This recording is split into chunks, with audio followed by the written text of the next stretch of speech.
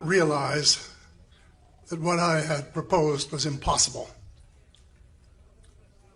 But as someone who has spent most of their life tackling impossible situations, I guess I'm going to have to try.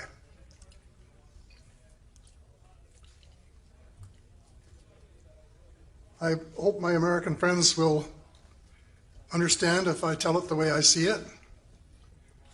And I certainly have been telling my own government in very blunt terms in recent months what I think of them.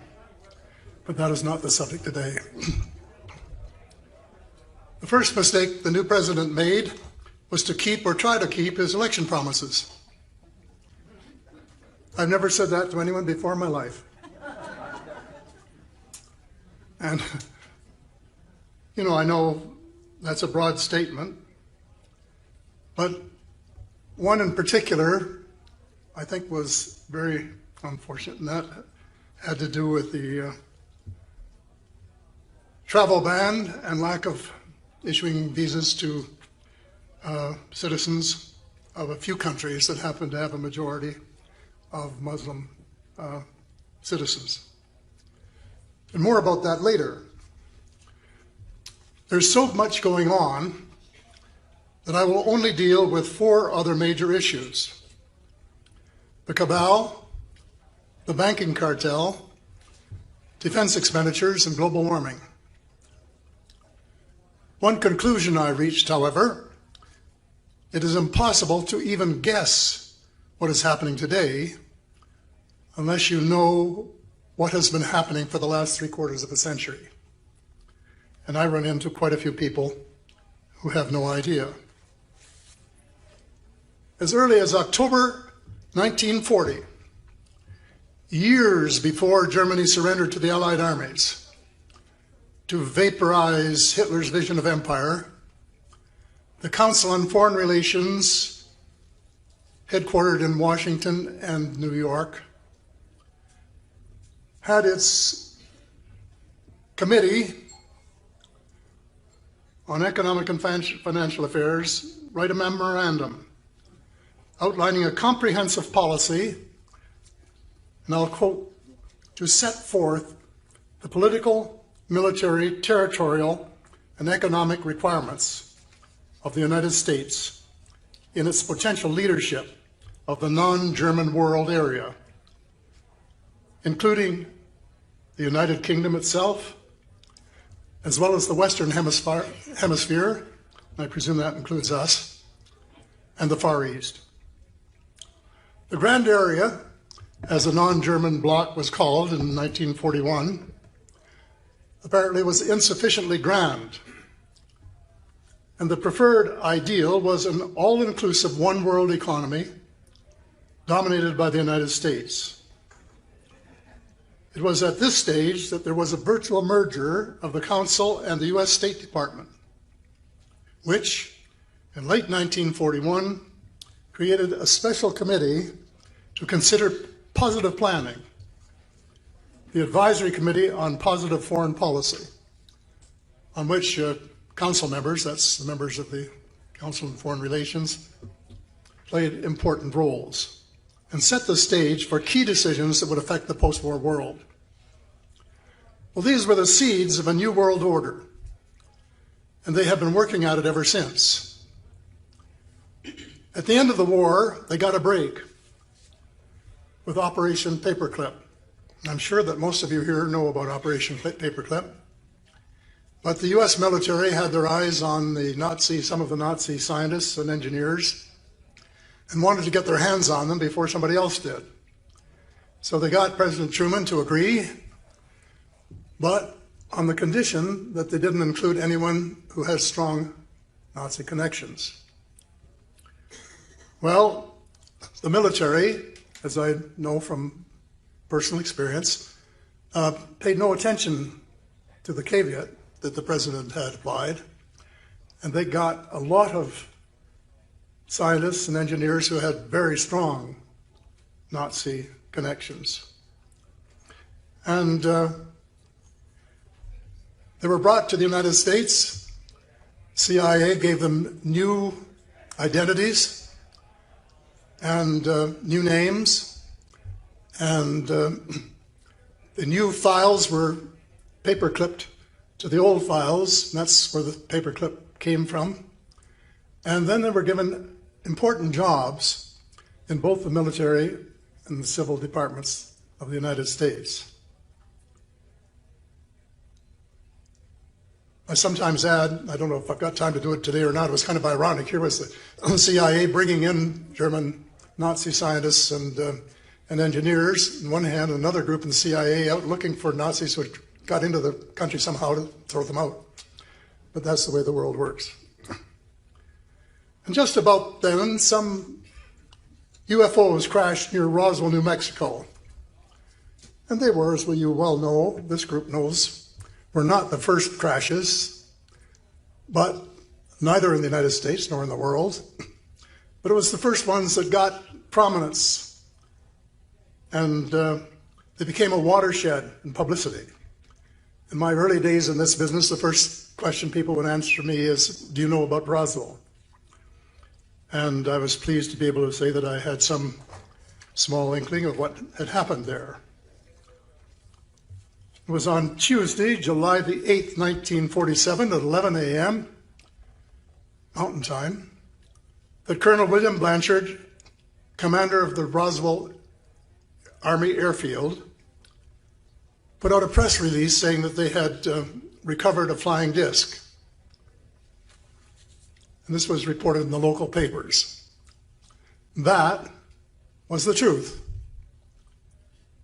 Hours later, Brigadier General Roger Ramey said, no, that was a mistake. It wasn't a disc, it was a Rowan weather balloon.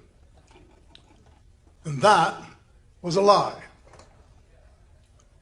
It was not only a lie, and incidentally, I don't think the Brigadier General did it on his own. I think he had been ordered to do it. I read something recently that his wife was very distressed, and he was too, at having to make that decision. But it was a cornerstone lie in what has become a culture of untruths and disinformation. Well, then, as you know, President Truman established MJ-12 with virtually dictatorial powers in respect of UFOs and the ET file. They passed the National Security Act with its provision of right to know, which I really didn't take as seriously for quite a long while as I do now. I think it has been used to screen a lot of people who might otherwise have been in the loop, and to make it very difficult to really find out exactly what has been going on. Meanwhile, the group that was back engineering one of the vehicles captured at Roswell moved to Nevada and set up operations there. And of course, they were secret operations. When General Eisenhower wanted to know what was going on, they refused to tell him. And would you be surprised to know that that didn't please the general? After all, he was the President of the United States and had been the Supreme Allied Commander in Europe, and to have troops allegedly under his command not telling him what was going on, I think rubbed him the wrong way. So he threatened to send in the First Army from Colorado, and that got their attention. And so they allowed him to send, I think it was 3 or 4, I can't remember which, of his close friends from the CIA to go out and take a look around at, I guess, both Area 51 and S4. And they reported back exactly what was expected, and that was that they were back engineering one of the craft that had crashed near Roswell. And this was really, I think, the experience that led to the general making that famous statement in his last address to the people of the United States, his farewell address, where he said to beware of the military-industrial complex. And what he was really talking about was to beware of the fact that a lot of very highly sensitive things, including the UFO and the ET file, was perhaps in the wrong hands. I wish he'd come out and said that, but I can understand why he didn't. It was what we call political language. And unfortunately, unlike most prophets, we did not pay any attention to him. We've read the speech many times, we've quoted from it, but no real action was taken. And that, dear friends, is, in my opinion, one of the principal reasons why the world is in such a mess today. Meanwhile, the original Council of Foreign Relations plan, reinforced by Nazi scientists, had picked up some allies. Most important, the Bilderbergers. The Bilderbergers started as a European group and then spread, but they had some noble ideas in the early days. But then they became a self-interest group and the most secretive, and in my opinion, one of the most dangerous secret groups in recent history. Then later, when Japan started to come up, Zbigniew Brzezinski said to David Rockefeller that we should include Japan in some of these things, and so he took that to the Bilderberg meeting, and it was approved, and they came back and set up the Trilateral Commission, and then you had the three.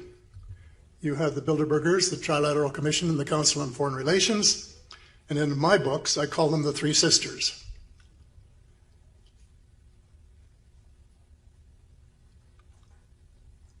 Most important, the Bilderbergers and their associates, the Bavarian Illuminati, brought a new dimension to the whole thing. And from that group really came what I and others have called the cabal. They are the apex of the cabal. And they include the banking cartel, because the major bankers of the world are all represented in the Bilderbergers. And then next to them was the oil cartel. And then next to them were the CEOs of the transnational corporations. Then the intelligence agencies, the CIA, the FBI, the NSA, the all-seeing eye, the MI6, the British MI6, and the Israeli Mossad, and more. And then a huge, huge slice of the US military.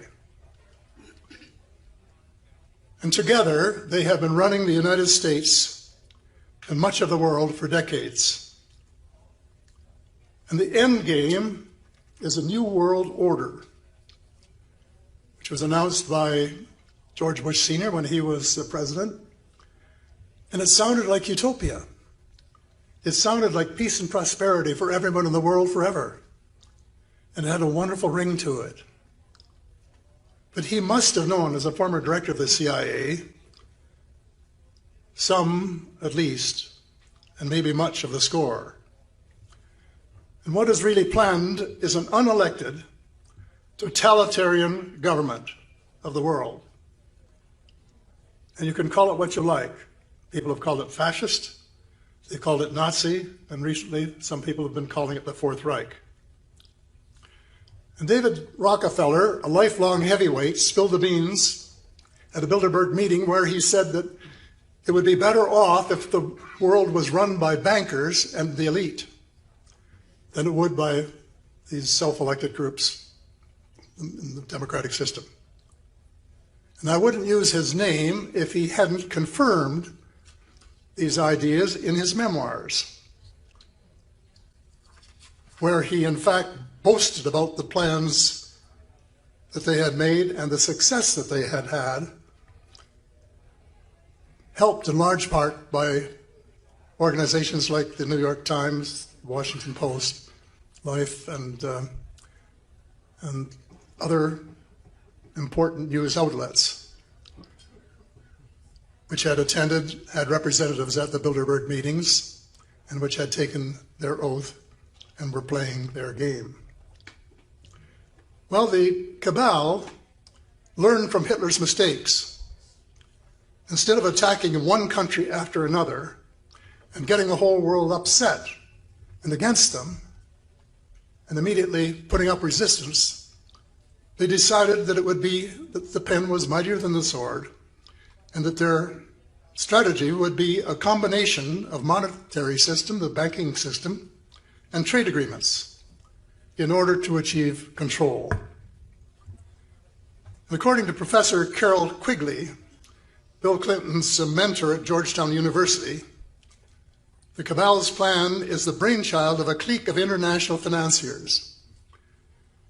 Quigley wrote in Tragedy and Hope in 1964, and I would like to quote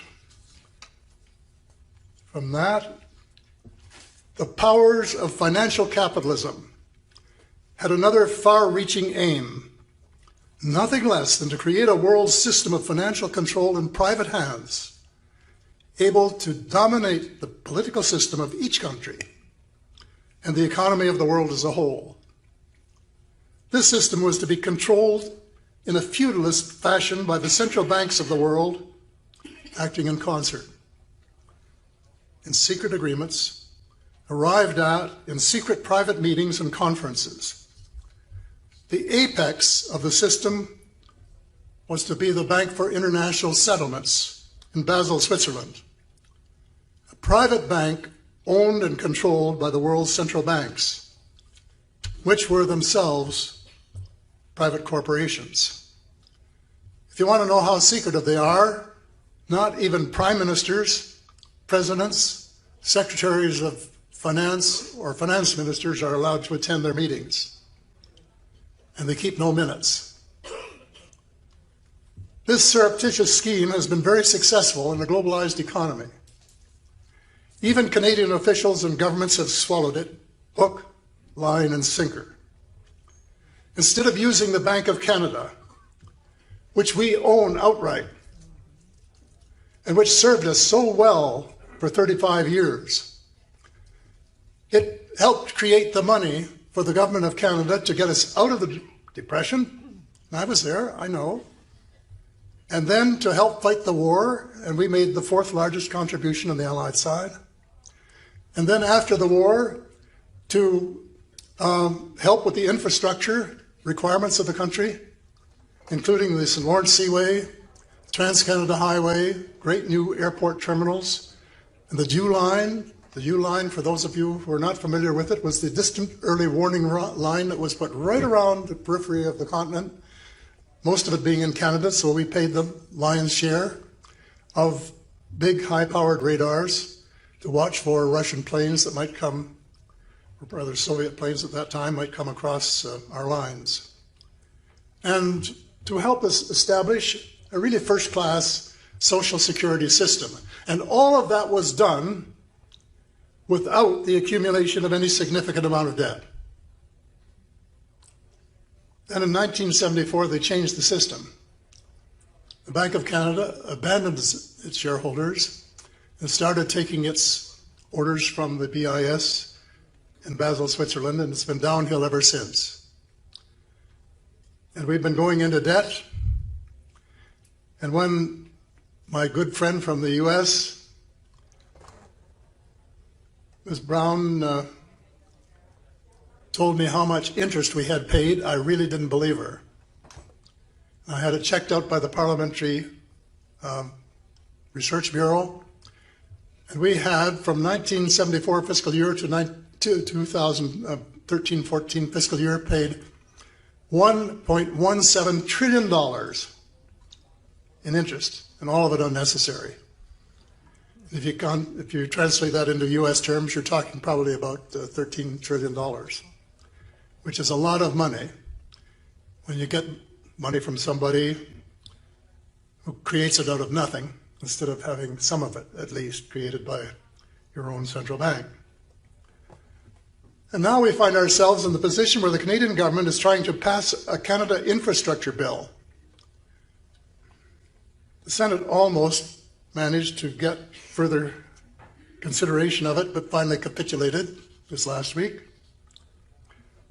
And the principal aim of the bill, unstated but true, will be to allow the international banking control to bring back some of their millions or billions of dollars in assets that they've had hidden offshore for the simple reason of not paying taxes, so there would be more taxes left for the rest of us to pay, especially the middle class and the poor, and translate that paper wealth into real assets on the ground by buying or building airports and ports and transportation systems and so on, and getting an annual return of 7 or 9%.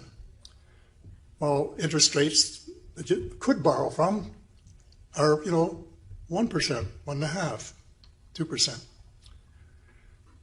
Well, the Minister of Finance, when he was asked why he didn't use the Bank of Canada, said, and I quote, "It would be excessively inflationary." That upset me because it wasn't true. I can't stand people lying in people's face. And so I wrote him a letter. He said this in the House of Commons in response to a question that had been put to him in the Commons. I wrote him a letter and said that wasn't true, it was a lie, and under British parliamentary rules, he should resign, because ministers are not supposed to lie in the House of Commons. And I proved the case in the long letter that I sent him, along with a lot of Canadian monetary history that he probably was unaware of. So in any event, that's the direction we're moving at the present time financially, and it's one that's going to lead to continued austerity and increasing debt, period. And the U.S. is even worse off because a little over 100 years ago, the Congress gave the American birthright to create its money to a handful of the richest bankers in the world. And the Fed has been ripping off the U.S. and the world ever since, and will continue to do so as long as it exists. The result? Americans have become slaves to Wall Street and the European banks that own the Fed. I saw on YouTube this week by Robert Reich, former Labor Secretary, I think he was, if I remember correctly. And if you get a chance to see it, it's worth watching. And he has his blackboard there and does the little paintings that you do. And the president not only cut taxes for the rich, which means a heavier burden for the others, but he now is allowing the bankers to do exactly what I was just describing in the U.S., to go out and build the infrastructure and to get a very generous return on it. It's not new. It's been tried in Greece, where, Lord permitting, I will go tomorrow, and it didn't work. They have a lot of infrastructure they don't use, and they have a lot of debt that they can't pay. Now that's the system that is now being imposed on the U.S. and Canada. Well, the other means of gaining control and dominance has been trade agreements. It started with a free trade agreement between Canada and the U.S.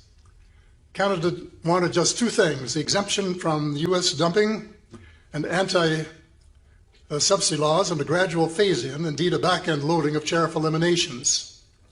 The U.S. had two demands: immediate abolition of the infamous former Foreign Investment Review Board, and a faster implementation of tariff reductions, given the facts that Canadian tariffs were already higher than the U.S. tariffs. In the end, the Americans achieved both of their demands, and Canada struck out on both of its. The numbers looked okay because we were selling more to the United States, largely energy, for which there was an insatiable demand. And the Auto Pact helped because there were moving parts of cars back and forth across the border, and every time they crossed the border, they counted in the figures. And finally, the farmers did their thing and started exporting more. But the bottom line was that their net return did not improve a bit. So figures lie, and sometimes so do our newspapers. NAFTA, free trade on steroids. I can say unequivocally, 3 cheers to Donald Trump for saying that NAFTA was a bum deal.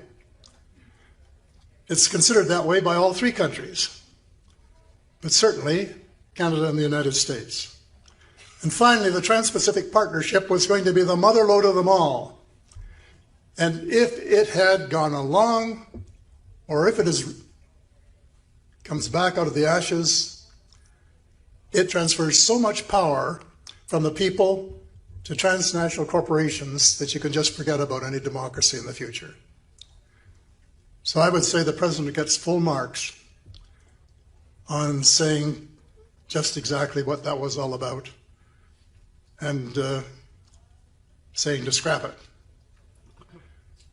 Well, everything, of course, is pretty well on course for the cabal and the New World Order.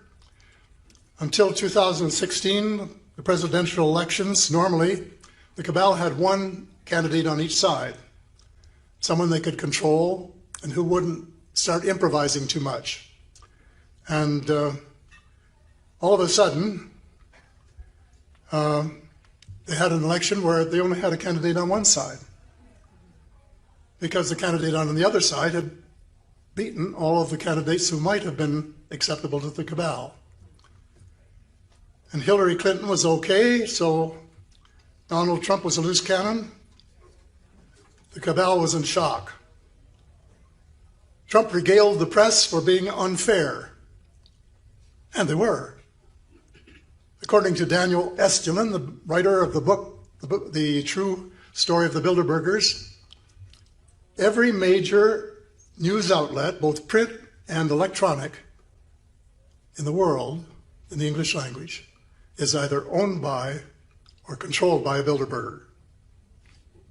His latest books lists them all if you want to get a copy of it and check exactly who they are. So they did everything possible to support Hillary and to defeat Trump. And the Russians, who had been convinced that the US might be preparing to attack, did what they could to elect somebody that wouldn't, that would be more favorable to them. The whole idea of a war between the US and Russia is totally insane. But there have been people in the Pentagon who, ever since World War II, have wanted to try that out for size. And there are psychotic generals there today who actually believe that they could start a war with Russia, win it, and walk away to tell the tale. If they believe that, you know where they should be. Because the Russians know too, and they're all prepared, and if it ever did happen, there are tens of millions of people in the United States who would die. If it got bad enough, it might affect the viability of the whole planet as a home for the human species. So I can understand why the Russians thought a Trump victory might be favorable to them, and especially compared to Clinton, who might just have rubber-stamped a plan from the Pentagon to do a first strike. Well, I must admit that I had a very hearty chuckle when the American politicians and press took umbrage at outside interference in their election. I don't go into hysterics easily, but that was about as close as I've come in a long while. The CIA has been doing that in country after country after country for 60 years, and all of a sudden the chickens come home to the roost. This is a terrible thing, you're interfering in our democracy.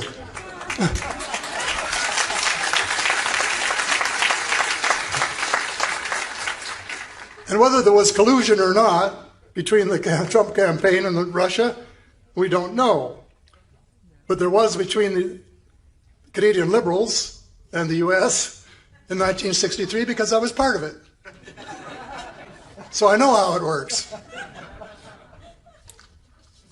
And it worked, just like it worked down there. So all we know is that the cabal is out to get Trump. And most of the U.S. intelligence agencies, not all, there are lots of great people, but most of the U.S. intelligence agencies, on balance, support the cabal in their New World Order. In some areas, it is difficult to gauge how President Trump is doing. But in one of the most important areas, U.S. relations with the Muslim world, he has managed to pour gasoline on the glowing embers. His attempt to ban the whole group of people with Islamic majorities is a tragedy of the worst order. And because the U.S. is largely responsible in the first place, the plan of the U.S. military-industrial complex has been a continuous war.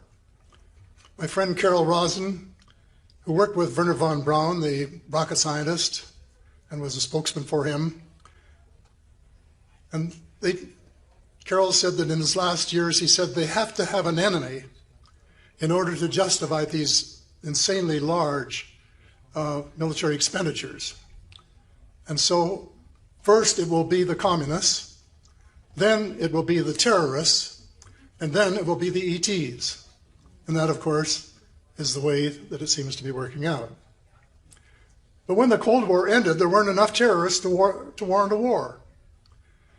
And there could have been even fewer if George W. Bush had listened to Osama bin Laden. And I won't read here what Osama said because I'm going to run out of time.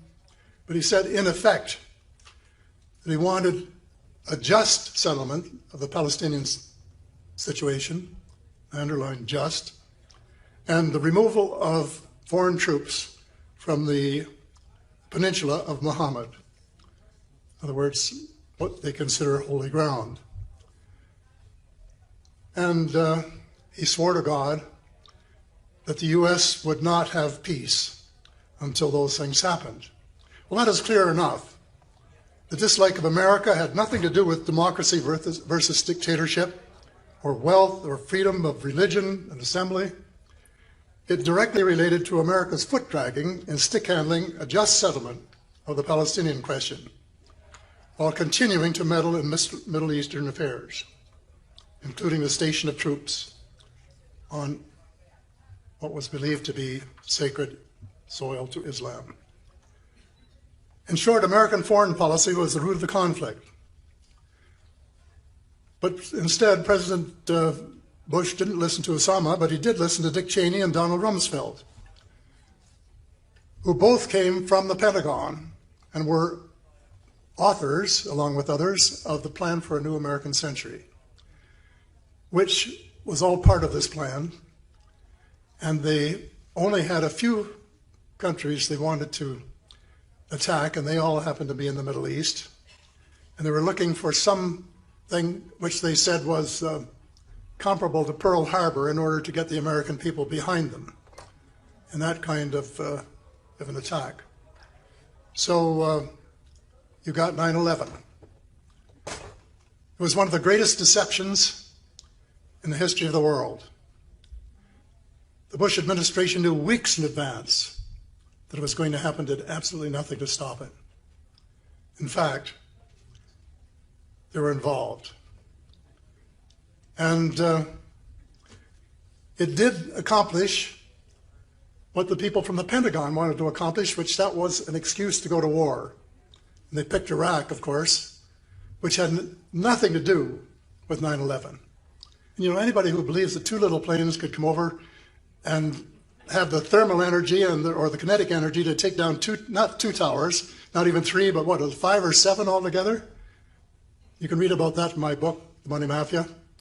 The evidence is all there, and they're all preconditioned for demolition.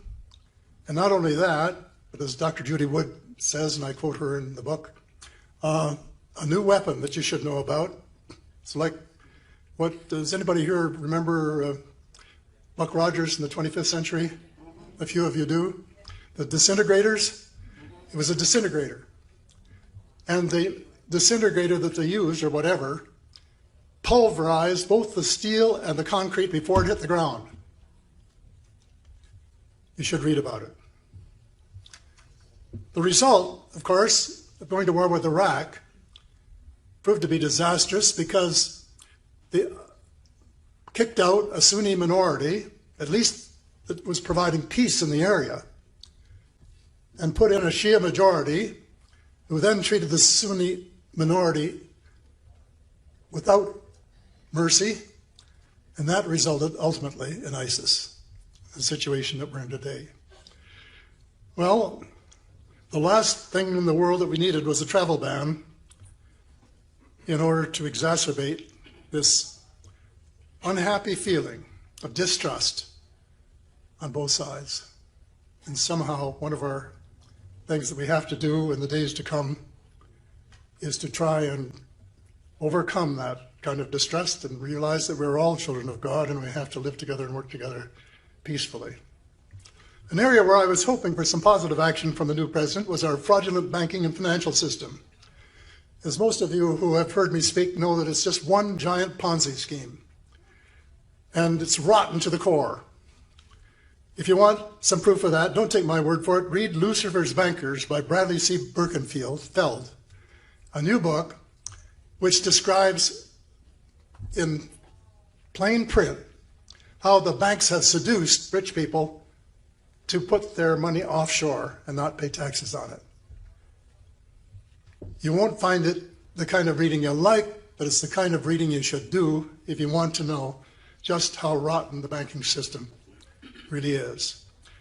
And briefly, a banking system that started out being able to lend the same money twice and get interest from two different people, maybe when the Bank of England was first chartered, reached the stage under Milton Friedman and deregulation where they're lending the same money to 20 different people and collecting interest from 20 different people, organizations, or governments all at the same time. Put another way, they're taking 95% off the top. We had an investigation here recently in Montreal about the Sicilian mafia that were taking 2.5% off the top of city contracts. Here's the banking system taking 95% off the top of every loan they make. And one of the two things that can tame the cabal is a massive change in banking. We have to change the balance of power. And there's only one way, and that is government-created debt-free money. A massive infusion. And Canada should be leading the way instead of sitting on the sidelines. Because we have done it. We know it works. We own our bank. And we could start it in about 2 weeks if we had a government that would read our history and then accept the responsibility we have to Canadians and to the world to show what has to be done. The present cartel is like a snake. It gets a country like this, it winds around it, whoops, until it strangles it. And that's what happens to one country after another, including the European Union. And the only way to loosen the grip of a snake is to cut its head off. And the only way you can do that is for governments to accept their responsibility, not to print all of the money. I have never suggested that, and you can read my books and you can find out what I think. But to do part of it, enough, so that governments have enough money to do the things that are essential for the needs of the people. And this is becoming more and more necessary all the time as we have artificial intelligence and robots, not rabbits, not robots, to do the work for us. I was reading something the other day where robots are going to eliminate 50% of the employment in an industry. Huge. Well, what are the other people going to do? There won't be enough tax money to support them. And so there's something for them to do if we get the government in the money creation business so they have some flexibility, and that is to restore our beautiful planet, to undo the damage that we've done to it, to provide more health care, old age pensions, to look after people who need help, whether it's the old or the disadvantaged, students who have problems. There are all kinds of positive things to do, but they mean government expenditures and not money that's going to come from private enterprise, and that's the reason we have to get the system changed. I guess one of the reasons that more hasn't happened in the U.S. is because one of the members of the cabinet is a former partner at Goldman Sachs. And he was a major fundraiser, and that's enough to make anyone cynical about politics. But the other thing is the reduction in military expenses. I know my time is just about up, so I'm going to race along here. And we're going in the wrong direction. I have a U.S. friend who says, well, they have to replace the money, the armaments that they've used in the Middle East. And I say we should go in the opposite direction. And now, an issue that concerned me when I went public in 2005 has come true. I was afraid that we might have the United States Air Force tackling some ships from outside the planet, and that wasn't possible for years because we didn't have the technology. But now they do, and they're starting to shoot down alien ships, and we don't know whose, and we don't know what the likely consequences are. And I know this. I have a picture I got the other day well, not the other day, a while ago, of an alien ship being lifted out of the ocean by the United States Navy. And so we must sign the Treaty on the Prevention of the Placement of Weapons in Outer Space. This treaty is the most important document of our time. And two things are paramount. The U.S. must recognize that war is obsolete. It can't be fought, not successfully, and start sharing power with China and Russia. And all countries must change their priorities from spending more on armaments to spending less, and changing priorities in favor of peaceful and humanitarian pursuits. Global warming is out of control, and we're building pipelines that can only be amortized in 30 to 50 years, and we're fracking and we're drilling more in the ocean. We must be suicidal. We're out of our minds. Our only war should be a war to save our planet. And this is possible. In my book, I said we had 4 years, well, one of the books, 10 years, now 7 years, to win this war. We have the technology. The technology for cold fusion exists. We don't have to invent it. It's there. All we have to do is take it and do the obverse of what we did in World War II. In World War II, we took every automobile plant in the continent, and every refrigerator plant, and every washing machine plant, and we converted them into armaments. And this made it possible to win the war.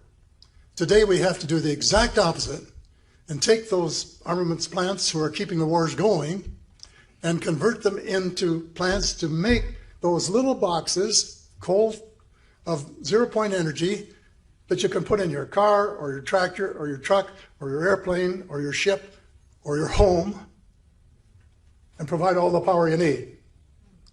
And it would employ millions and millions of people. It is the only way that Donald Trump and Justin Trudeau can keep their promises as far as jobs are concerned. There is no other way. There's nothing on the horizon which would come close to it. So we have to change the banking system, which would provide us with the money to finance the zero-point revolution that is necessary for the future of our planet and of our species. Well, of the species in particular. I think the planet might survive. So one has to be a little bit sympathetic to Trump. The cabal was determined to stop him, and now they're out to get him. So it will be difficult to define the cabal, but it must be done, as my book argues. Congress must rescind or at least suspend the National Security Act so we can get the truth out, because there are thousands of people there, honest people, who want to tell the truth and let us know what's happening. But the penalties at the moment are just so great that they can't take that risk. The cabal, in my opinion, is very corrupt, and as Dr. Stephen Greer's book, Unacknowledged, proves it conclusively, and he will be speaking to us in just a few minutes. In the end, it is a moral and spiritual battle led by the West, led by the U.S., worships the wrong gods. We have to turn back to the Creator and His wishes for our planet and our people. to change the balance of power in favor of the poor, the unemployed, the sick, and the disadvantaged. Is this possible? Yes. Is it probable? That depends entirely on us as individuals. We are writing our own histories, and we will get what we produce. Thank you very much.